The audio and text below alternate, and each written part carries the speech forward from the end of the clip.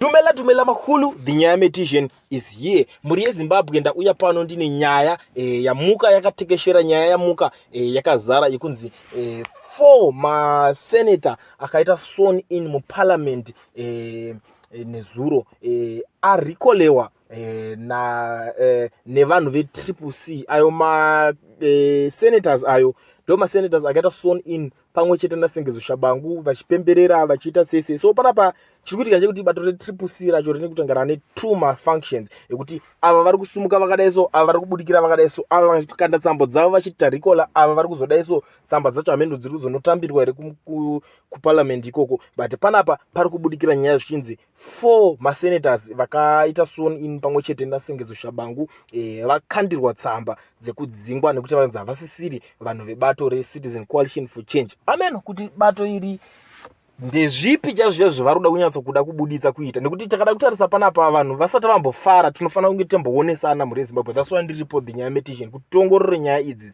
nekuti panapa ZANU-PF iri kushoterwa nekusenate kuti 2/3 majority ikwane, nekuti last time pakarwa marecalls aya tingangoti Tshabangu akapa ZANU-PF 2/3 majority on a silver plate, kungovapa zvavo nekuti vakabva vatongonesana iyo kuti vazodzokera vanhu vachikwanisa kuvhotera vanhu ndokubva varamwa. Asi ZANU-PF kana yatongouya inenge nevanhu vayo kudhara, inenge akakundwa pasarudzo dzaitwa, maMP ayo anenge akakundwa nenyaya yekuti vanhu pavaiita zvinhu izvi vanga vakabatana, asi vanhu pavakangonotisa kuti hapasisina kuwirirana ndosaka makazoona kuti vanhu havana kukwanisa kuzoenda kunze kuti vanovhota. So panapa zvadaro ndobva ZANU-PF bva yatora maseats aya ndobva yagena 2/3 majority kumaMP. So apa yakashoterwa kumasenators ndo kwakunzi kwakutanga kurigolewa panapa. Unogona kutoona kuti dzimwe nguva panapa vision 2030 yaya inogona kubudirira nekuti chii chavari kutanga kurigolerana ipapapa. ZANU-PF inobva yazongotora advantage kuti vari kurwirana kaisusu semapoliticians, titoda zvese, titoda maseats ese.